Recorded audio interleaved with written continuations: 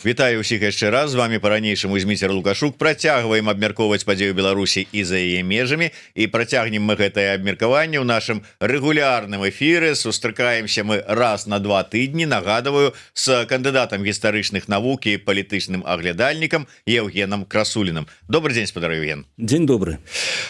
Некалькі тэмаў ёсць у нас з вами для абмеркавання. Адна тую, якую мы з вами і запланавалі, з яе, відаць, і пачнем. Другая дадалася сёння, яе мы дададзім, я думаю, таму што гэта пра агульны стан нас, нашай супольнасці і ўвогуле таго, што мы сябе ўяўляем. Але давайте спачатку пагаворым пра вось гэты падзел, які вызначыўся ці праявіўся ў дэмакратычнай супольнасці. Такі падзел, ну не можам мы без падзелаў. Раней у нас былі падзелы на гэтых на БЧБшнікаў там і лукашыстаў, потым яшчэ там невядома што, а зараз нават гэтыя падзелы ідуць паміж непрымірымых і рэалістаў. Так вось, як вы ставіце да вот такіх падзелаў і наколькі ўсё ж такі вам бачыцца розніца? Вот адрозніваюцца яны ці не адрозніваюцца, таму што кажуць, да розніцы-то няма, просто розныя падыходы да вырашэння адной і той жа праблемы. Просто мы розныя, а да. Так розніцы няма. Так вось, што вам бачыцца? Ці заўважылі вы гэты падзел і ці так яго можна акрэсліць? Непрымірымыя рэалісты ці там непрымірымыя і прымірымыя? Ну, пазіцыі заўжды ёсць, пазіцыі розныя. Нават на адной і той жа інфармацыі можна зрабіць розныя высновы, так? Зыходзячы там са сваёй адукацыі, выхавання, характару і гэтак далей. Прэферэнцыю зноўку палітычных, іншых зацікаўленасцяў, пра якія ўжо гэта ў сферу там гэтых тэорый змовы ідзем. Так што тое, што людзі розныя, гэта нармалёва. Іншая справа, калі робяць выгляд, што гэта не нармалёва, вось тады гэта пераўтвараецца ў небяспеку. Бо поўнай, скажем так, поўнага адзінадум'я няма нават у Паўночнай Карэі. Іначай бы не чулі перыядычна навіны, там, што кагосьці расстралялі, кагосьці сабакам скармілі. Так што тое, што людзі маюць розныя пазіцыі, это абсалютна нармалёва.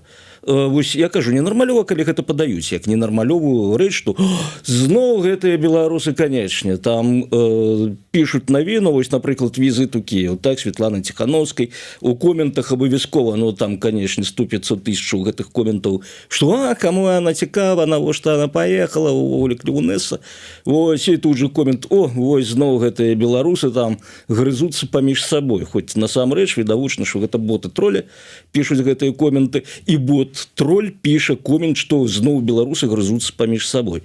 Вось першы сродак лёкавы супраць такіх праблемаў гэта разумець, што, уласна кажучы, нічога звышнатуральнага не адбываецца.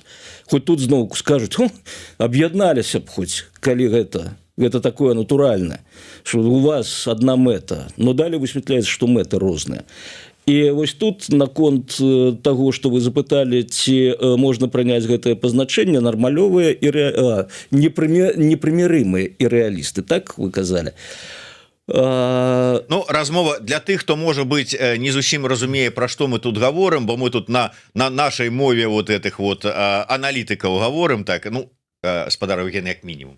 Непрымірымыя гэта тыя, хто лічыць, што на рэжым Лукашэнкі трэба працягваць ціснуць і праз ціск дамагацца і вызвалення палітвязняў, і спынення рэпрэсій, і ўвогуле змены унутрыпалітычнай сітуацыі ў Беларусі. Прымірымыя гэта тыя, хто кажа, што трэба ісці на любыя саступкі, трэба дамаўляцца, пагаджацца, прымірацца з рэжымам дзеля вызвалення палітвязняў, таму што людзей трэба вызваляць найперш і гэтак далей, з перспектывай, што можа быць потым далей наступным крокам зойдуць размовы пра там, скажем, зніжэнне ўзроўню рэпрэсій. Вось такое. Вот, ну... Не, давайте ўсё ж таки не будзем адыходзіць ад першапачатковага пазначэння. Рэалісты вы іх назвалі, так? Ты якраз вось тыя самыя, хто за дыялог. Ну да, таму што там, ну трэба глядзець рэальна на сітуацыю, змянілася ўсё вакол, трэба дамаўляцца. Рэчаіснасць такая. Тут жа, канешне, ідзе пытанне, што змянілася, выбачаюся. Но на гэта звычайна адказу няма. Звычайна ідзе там далей ціск на эмоцыі, ну, по тэксце. Уласна кажучы, мы ж з вами таксама гэта ўсё неаднойчы абмяркоўвалі. І тут, калі браць вось гэтае процістаянне, і скажем так, хто тут больш мае рацыю, ну, зноўку глядзім на заходную інфармацыю. Так, дзеля таго, каб зрабіць нейкую выснову, нам жа патрэбна ўзяць інфармацыю, прааналізаваць яе, паставіць пытанне, атрымаць адказы на нашыя пытанні. Вось ставім пытанне. Ці сапраўды рэальна атрымаць нейкі станоўчы фідбэк ад рэжыму ў Беларусі, так, ад лукашэнскага рэжыму. І тут зноўку ўзнікае пытанне, а ўласна кажучы, а што мы хацім ад яго? Мы хацім, каб гэты рэжым спыніў рэпрэсіі. Што для гэтага трэба? Наступнае пытанне.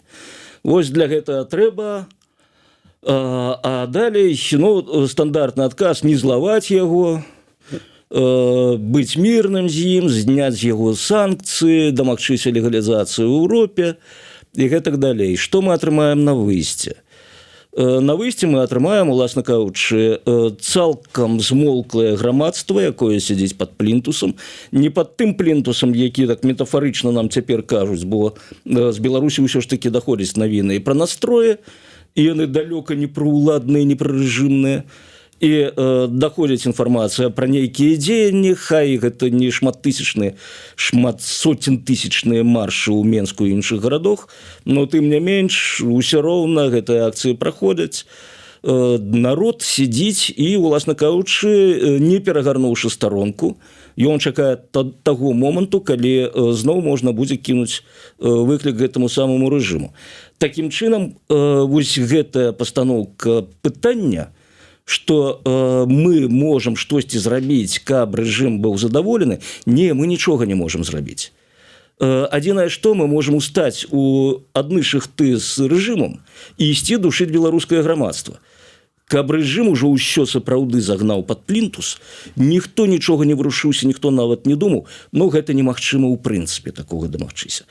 Так што рэжым і рэпрэсія – гэта тая рэальнасць, якую трэба прыняць і якая нікуды ад нас не падзенецца. Рэжым не можа без рэпрэсію.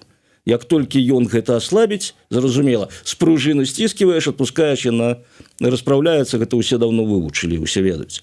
Так што тут быць нічога не можа. Іншая, скажем так, праблема, якая ставіцца, гэта прывязка да Расіі, рэжыму.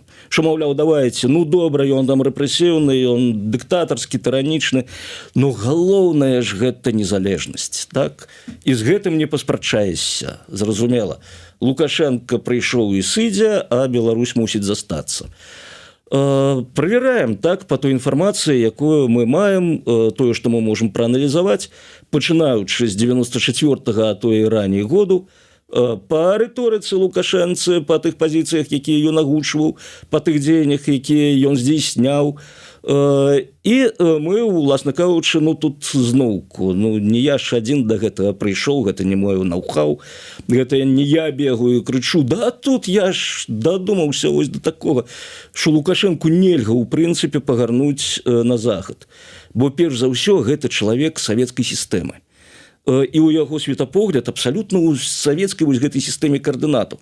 Вось ёсць ён, ну добра, ён не дырэктар Саўгасу, цяпер ён пайшоў вышэй, ён вось, скажам, ну, кіраўнік пэўнай вобласці, саюзнай рэспублікі, што падкрэсліваецца ў наратывах рэжымных, што Беларусь гэта рэспубліка, так, не краіна, не дзяржава, не рэспубліка. І далей ягоная задача выціснуць для гэтай рэспублікі пэўныя, ну, скажем так, сродкі дзеля таго, каб, ну, можна было і самому жыць, і каб гэтыя самыя людзішкі моцна не бунтавалі. І пры гэтым, канешне, трымаць у галаве, што цэнтр-то, адна справа, калі ты ходзіш на цырлах перад ім і выпрошваеш гэтыя сродкі, а зусім іншая справа, калі ты сам сядзеш у гэтым цэнтры. І перад табой на цырлах будуць хадзіць. Вось гэта размова з Макронам у той версіі, у якой напеў сам Лукашенко. Так, вось як Рабіновіч спяваў Каруза, так, Лукашенко Макрона перапеў. Вось, і мы цяпер бачым, Макрон на цырлах прыпоўз да Лукашэнкі вельмі ціха, навышэптам. Там Лукашенко з ім як барин, Макрон перад ім як лёкай, поўзае, просіць, кажу, чалавечак ад мяне прыедзе, дык вы ж яго гэта не праганіце, калі ласка. Вось, і гэта зноўку, гэта тое, як Лукашенко бачыць сабе. І зразумела, што такім бачыць сабе вось у нейкай правінцыйнай Беларусі ён не можа. Вяртаемся да савецкай сістэмы каардынат. Для яго галоўнае гэта вось вяршыня гэтай самай харчовай піраміды савецкай, то бок Крэмль. І зноўку, што яму можа прапанаваць Захад наўзамен? Што давай ты адарвайся ад Масквы, мы там дадзім інвестыцыі, но толькі памятай, што трэба правесці свабодныя справядлівыя выбары, і вось усе гэтыя парушэнні правоў чалавека ты кінь.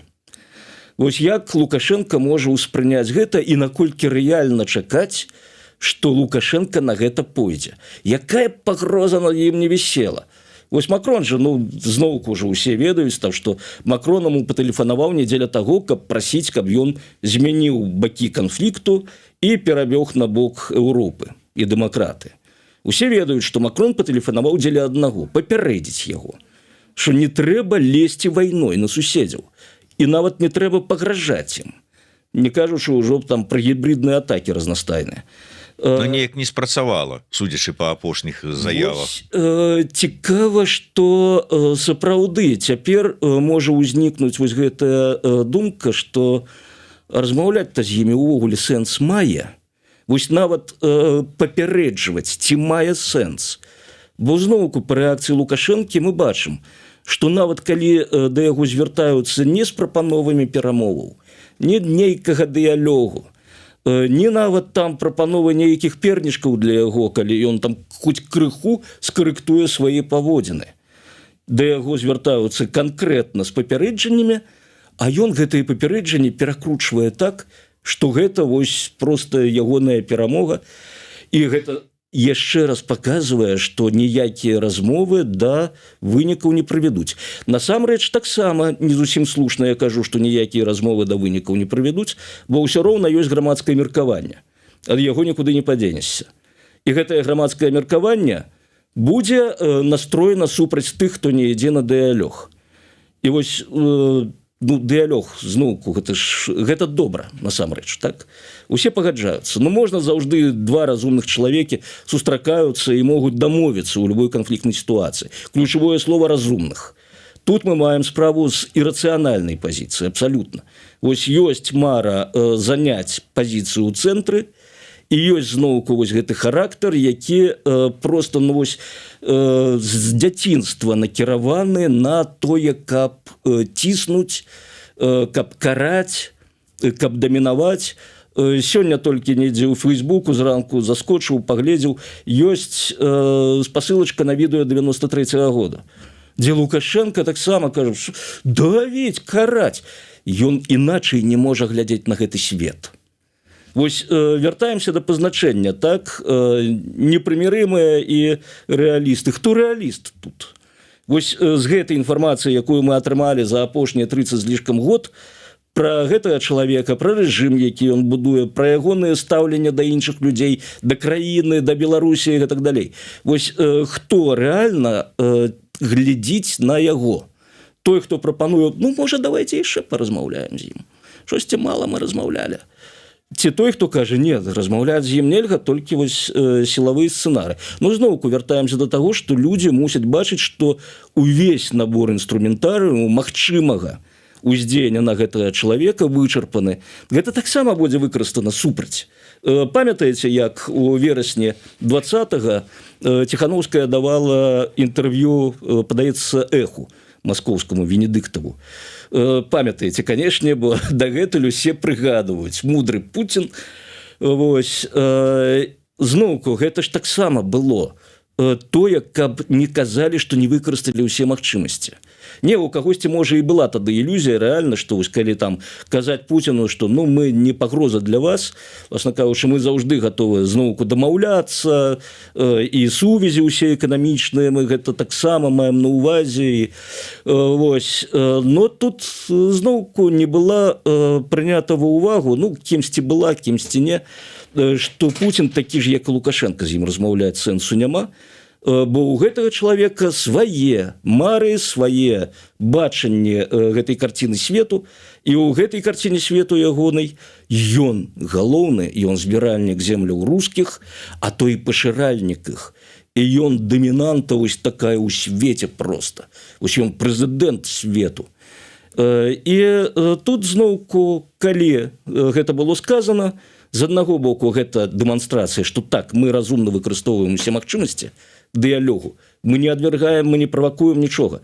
А з іншага боку, тут же гэта выкарыстоўваецца процілеглым бокам, што глядзіце-ка, да чаго яна дайшла, а вы, беларусікі, за яе там галасавалі, штосьці, хадзілі па вуліцах, дубцамі атрымлівалі і гэтак далей. Вось, так мы існуем вось у такой сітуацыі. Калі што б не зрабіў, што б не казаў, усё будзе ўспрынята адмоўна. Зноўку трэба для гэтага разумець, каб гэта не прыводзіла да такіх суворых высноваў, што ўсё трындзец, беларусы проста нацыя нежыццяздольная, яны там 2 беларусы 3 меркаванні, пасварацца, вось гэта самы бульбасрачы і так далей. Нармалёвая абсалютна сітуацыя для любога народу, для любой нацыі. Пачытайце гэта, як жа завецца гэтая п'еса, потым прыгадаю, можа, 30-х гадоў пісаў наш земляк пра меркаванае падарожжа яўрэяў з Еўропы у святую зямлю, Палестыну, каб зрабіць новы Ізраіль, новую ізраільскую дзяржаву. Вось пачытайце, гэта просто такі, а па-расейску няма гэтага тэксту, ну, па-ангельску можна знайсці. Гэта вось якраз падручнік для разумення, як маніпулюецца вось гэтым меркаваннем, што толькі вось гэты народ не здольны нічога зрабіць, бо ён увесь час сварыцца паміж сабой. Гэта любы народ так будзе сварыцца, калі ён трапіць у складаную сітуацыю. Беларусы ў суперскладанай сітуацыі. І гэта зноўку, гэта будзе раздувацца, туды будуць укідвацца гіганцкія грошы, як цяпер вось укідваюцца ў краіны Балты, там страх, што адбываецца. З'явілася вось сёння Элта апублікавала, гэта навінная агенцыя Літвы, галоўныя вынікі апытанкі па стаўленні да Беларусі і санкцыяў супраць Беларусі. І вынікі, ведаеце, такія, я бачу, плённа папрацавала гэтая сецевая траціна за зняццё санкцый. Там горай, калі мы зложым пазіцыі, хто супраць санкцыяў, хто катэгарычна супраць санкцыяў, атрымліваецца там 46%. Калі возьмем, хто за санкцыі у цяперашнім выглядзе, ці за больш жорсткія санкцыі, 47%.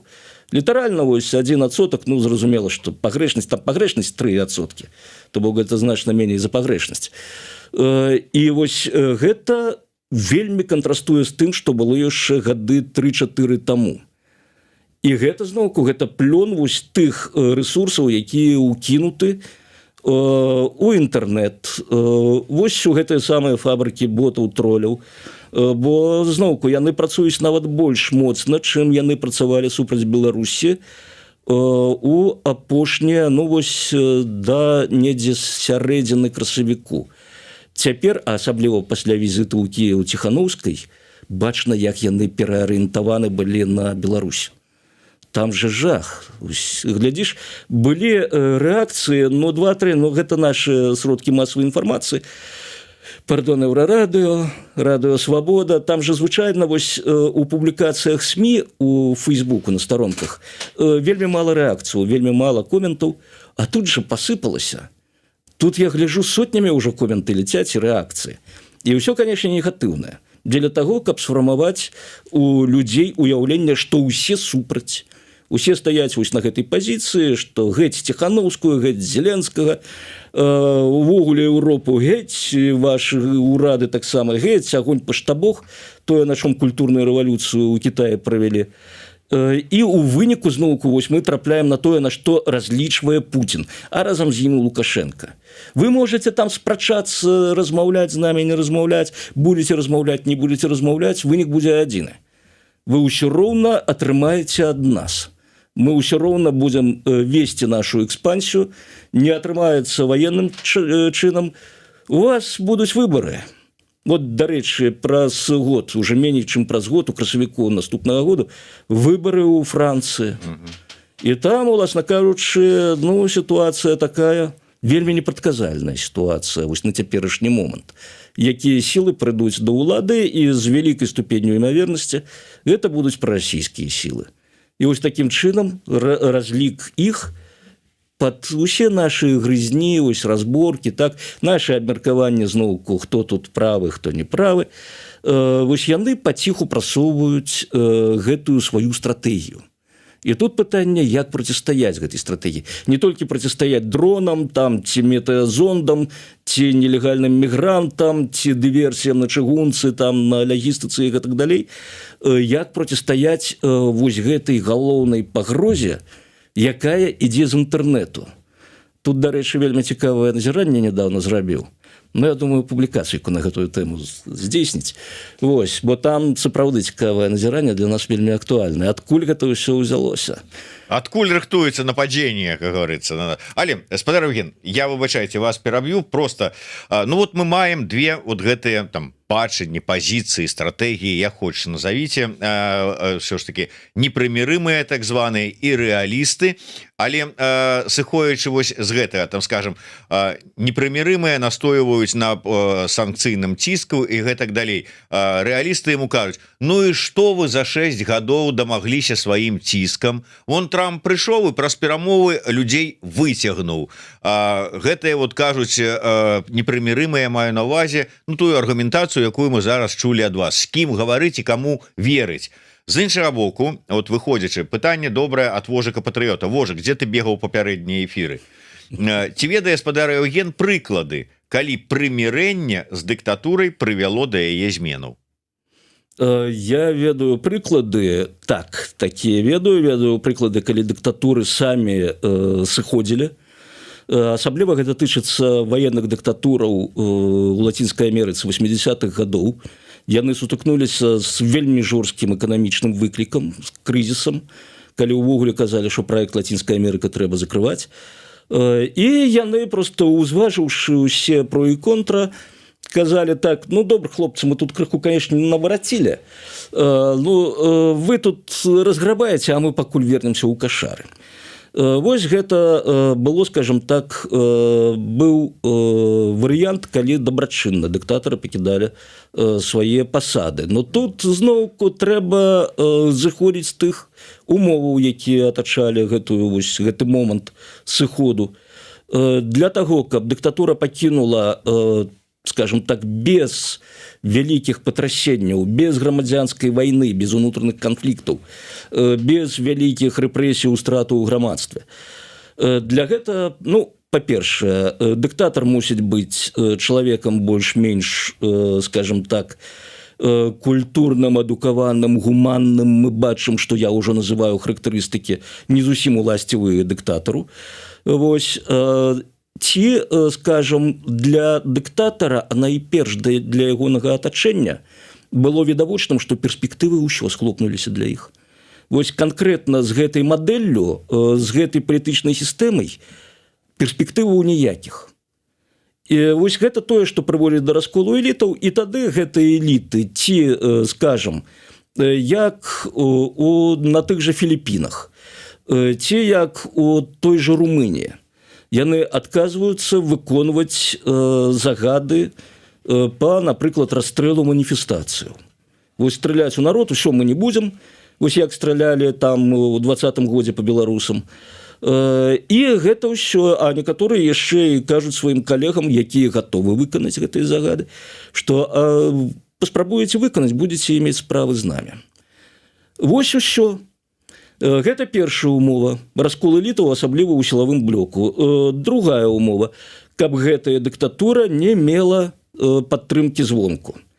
Калі ў яе ёсць вонкавы рэсурс, яны гэтым рэсурсам, гэтыя дыктатары могуць паўплываць на тых жа сілавікоў, якія ўжо гатовы перайсці на бок народу, і казаць: так, хлопцы, вось у мяне залаты запас зноў з'явіўся, падумайце, кім вы будзеце пры гэтых дэмакратах, вас жа яшчэ і пад суд аддадуць за тое, што вы рабілі пры мне па маіх загадах.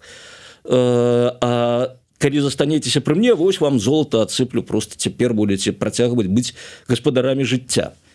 Вось тут, калі ўзяць тыя ж Філіпіны з Маркасам, бачым, што, па-першае, раскалоліся сілавікі, па-другое, ему амерыканцы, галоўныя спонсары ягонага рэжыму, казалі: таварыш, не, мы штосьці воеваць з філіпінцамі не готовы, давайте-ка вы лепш сядзеце ў летак і, так і быць, можете прилететь на нашу тэрыторыю, мы вас не выганем. Вось, гэта калі казаць про Беларусь, то галоўныя спонсары рэжыму ўсё ж таки не амерыканцы, далёка не амерыканцы, і тут і бачанне как бы развіцця сітуацыі іншае. Тое, што ў 20-м годзе зноўку не заўважалася і пачынае заўважацца пакрысе толькі цяпер, толькі рэдка пачынаюць узнікаць вось гэтыя там допісы, коменты у тым же Фейсбуку, што так насамрэч гэта у 20-м годзе Расія не дала беларусам перамагчы. Праўда, спрабуюць трымаць свае рубежы, пішуць, што якія гэта казкі, што там Росгвардыя была накіравана да мяжы, я тут на Шучыншчыне ля мяжы быў, вось, нічога такога не бачыў, не ездзіў там Лаўроў на танках сваіх. Но, тым не менш, гэтае разуменне паступова, вось, я думаю, яшчэ пару-тройку месяцаў, і беларусы ўсе будуць перакананы, што ў 20-м годзе яны ведалі, што расейцы не дадуць Беларусі сысці з ейнай арбіты, і гэта так было зразумела, яны ў 94-м бы не далі сысці, мы ўсё верым, што 94-й, так, кропка біфуркацыі ў нашым развіцці, да ніфіга. У расейцаў і тады былі інструменты дзеля таго, каб Беларусь не пайшла там шляхам Шушкевіча ці шляхам Пазняка, тым больш. Не здарма ж этот вот, как его, резиновое изделие, как прилетаў у Мінск. Там зноўку, там яны таксама выкарыстоўвалі ўсе інструменты, якія былі магчымымі, дзеля таго, каб Беларусь не саскочыла вось з таго ланцужку, на якім яна апынулася ў выніку Лукашэнкі, а Лукашэнку вельмі здорова падвесілі на кручок вось гэтай марай пра маскоўскі пасад, пра крамлёўскі пасад. Вось тады ж таксама ішлі гэтыя дыскусіі, а чаму ён так здае сваю краіну? Можа, яго там кампраматам трымаюць? Да які кампрамат? Мара.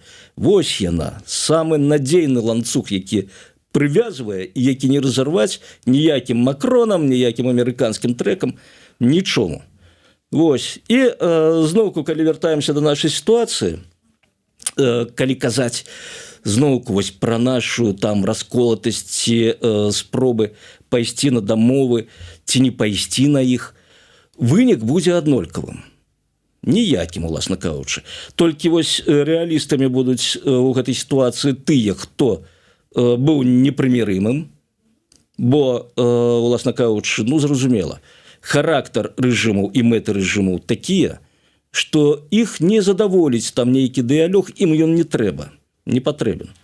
Вось, можа, дыялог патрэбен тым, хто блізка стаіць.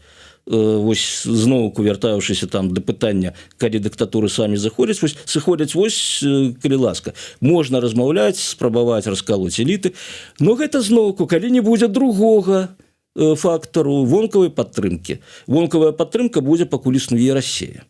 Прынамсі, існуе вось у тым выглядзе, у якім яна цяпер існуе, як агрэсіўная дзяржава, якая ўбіла сабе ў галаву, што ёй трэба аднавіць імперыю. І што яе такая місія гістарычная, агульначалавечая, выратаваць усё чалавецтва, то бок падмяць яго пад сябе.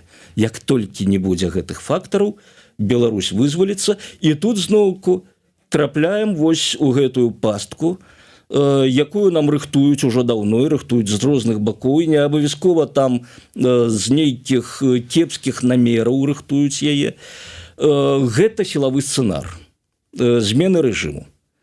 Вось, калі не будзе Расіі, на мой погляд, і калі мы вось вернемся да нашых назіранняў у 20-м годзе, і калі мы прыцягнем вось гэтыя выпадкі, калі дыктатуры ў свеце сыходзілі без крывапраліццяў, мы ўбачым, што калі няма вось гэтых падтрымак эліты і вонкавага рэсурсу, усё будзе добра. Можна абысціся без там казацкіх загонаў, якія штурмуюць Варшаву у 90-91 і без калёнаў танкаў, якія ідуць там на ўсходні Берлін дзеля таго, каб зламаць гэтую сцяну з заходнім Берлінам.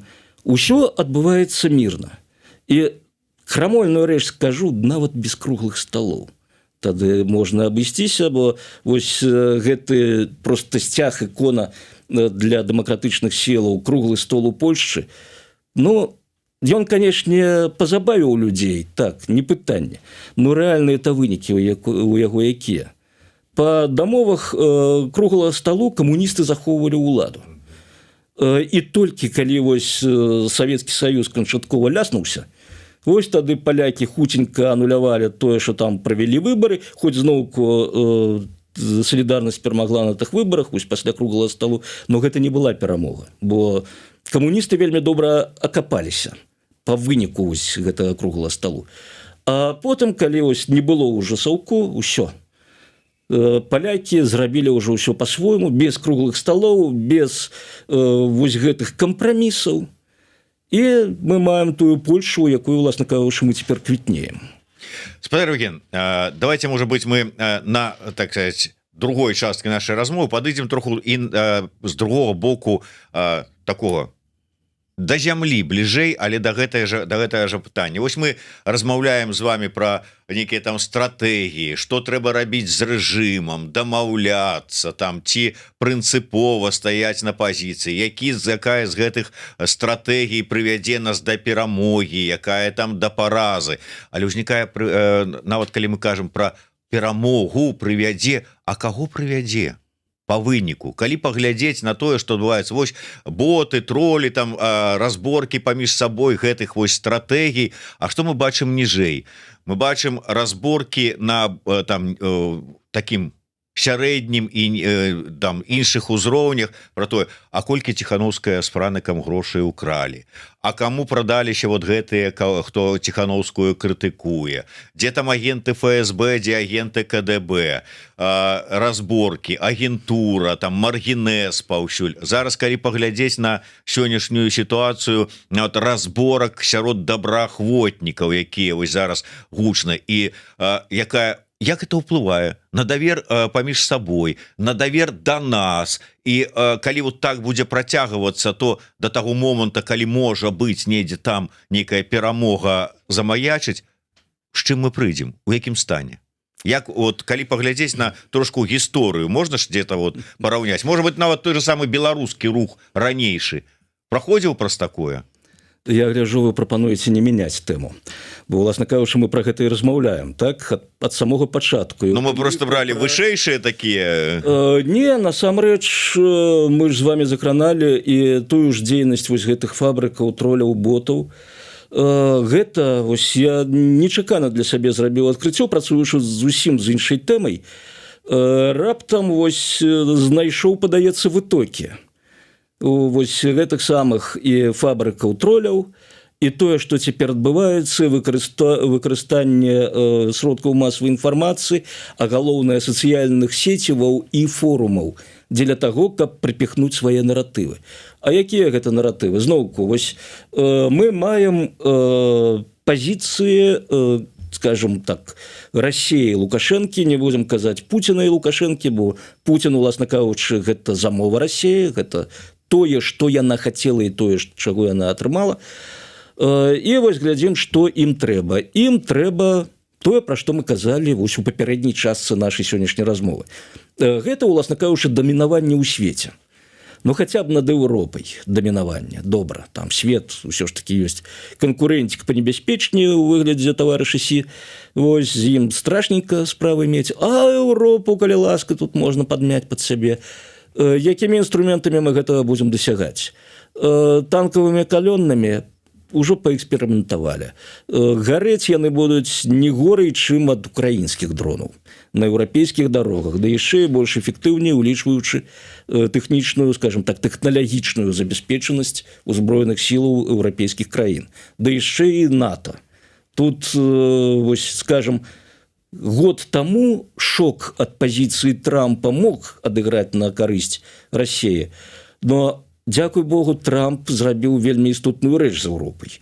Ён яе так вельмі добра ператрахнуў. І цяпер гэта Еўропа абсалютна сур'ёзна разлічвае толькі на свае сілы, пакутліва будуе новыя сістэмы бяспекі і схемы бяспекі, і паралельна вельмі актыўна рыхтуецца да атакаў з боку Расіі, улічваючы пры гэтым, канечне, і досвед украінскай вайны. Но ёсць, добра, мяне заўжды крытыкуюць, што я выкарыстоўваю расійскае «но», паспрабую беларускае «але». Але ёсць вось гэты канал, гэта магчымасць каласальная, якую завуць інтэрнэт. І вось гэтыя ўсе каналы наўпроствага звароту да аўдыторыі. Тут не патрэбныя журналісты, тут не патрэбныя рэдакцыі, ты проста звяртаешся да аўдыторыі. Ты свой чалавек, таму табе значна хутчэй пачуюць. Калі яшчэ падтрымаюць рэдакцыі журналісты і мас-медыі, увогуле супер. Ну, для гэтага ёсць свае інструменты. І вось таму і накіроўваюцца гіганцкія сродкі дзеля таго, каб у абмеркаваннях, каментарах пісаліся пэўныя рэчы. Вось калі ідуць вось гэтыя сотні коментаў, я не толькі кажу пра беларускія дэмакратычныя сілы. Я кажу увогуле пра еўрапейскі палітыкум. Вось усе кіраўніцтвы еўрапейскіх краінаў знаходзяцца пад крытыкай. Хтосьці меней, хтосьці болей, як толькі там узвышаецца голас якой-небудзь краіны ці палітыка супраць Расіі, усё. Там проста ідзе цунамі гэтых коментаў, прычым зразумела, што яны не арыентуюцца, не апелююць да розума, яны апелююць да пачуццяў. Таму гэта звычайна тое, што выклікае вельмі моцную эмацыйную рэакцыю. Як вы ўжо адзначылі, грошы, пытанне грошай, канешне, гэта самае эмацыйнае можа быць. Потым гэта выкліканне пачуцця страху, што вашы кіраўнікі цягнуць вас у вайну. Вось яны не хочуць здымаць санкцыі з добрага дзядзькі Сашы, які ў Менску сидзіць. Вось і гэта вам трындзец праз гэты прыплыве. Вельмі хуткі. Таму давайте-ка здымем з яго санкцыі, павязем ягоны калій па ўсім свеце, тым больш, што просто вось гэтае самае ўгнаенне, гэта тое, што выратуе свет. І тут без жартаў, дарэчы. Бо вось усе кажуць, што такое Беларусь, каму яна патрэбна? Ё-маё, гэта такая крыніца ўгнаення. Вось калі бы Еўропа атрымала Беларусь, гэта вось мы не бедныя родзічы. Мы з даволі багатым пасагам ідзем у Еўропу. І таму тут для Еўропы не толькі сістэмы бяспекі істотныя, якія без Беларусі не функцыянуюць, а яшчэ і вось цалкам эканамічныя перспектывы, вельмі добрыя для нашай краіны. Так што вось зноўку, вяртаючыся да таго, што будзе з намі пасля завяршэння гэтага рэжыму, у нас вельмі цудоўныя перспектывы, цудоўныя. Іншая справа, што гэта барацьба, каб гэтыя перспектывы за намі засталіся.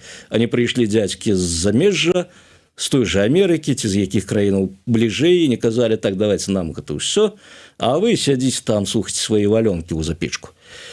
Вось. І зноўку, вяртаючыся да нашай сітуацыі, той жа Крэмль, і зноўку Лукашенко, як просто давесак да Крамлю, яны вось праз гэтую апеляцыю непасрэдна да людзей ведуць тую тактыку, якую вялі кітайцы падчас культурнай рэвалюцыі. Агонь па штабах. Вось тады Мао Цзэдун вельмі там геніяльна ён, канешне, прыдумаў. Не ён першы, гэта інтуітыўна да гэтага шмат хто даходзіць, што трэба сваіх канкурэнтаў разбіць проста за кошт вось гэтай натуральнай мяжы паміж начальствам і падчыненымі. І вось гэтае самае падпарадкаваныя, яны, канешне, будуць з радасцю грызць гэтае начальства, ці хтосьці, хто вышэй за табе, калі яму казаць фас. Вось адсюль хунвэйбіны, уласна кажучы, з'явіліся, і настолькі эфектыўнымі былі, што сам Мао на ўсялякі выпадак схаваўся. Ён з'ехаў са сталіцы. І ўвогуле рабіў выгляд, што яго там няма.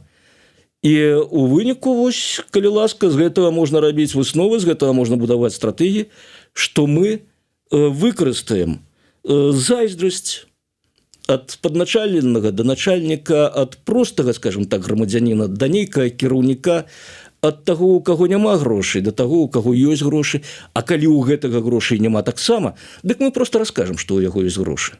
Слухайце, ну вось памятаеце з кубачкам, так? О, зараз які-небудзь Петрухін кажа, хоць бы дзень пажыць, як Красулін з такім кубачкам прыгожым, чырвоненькім белым.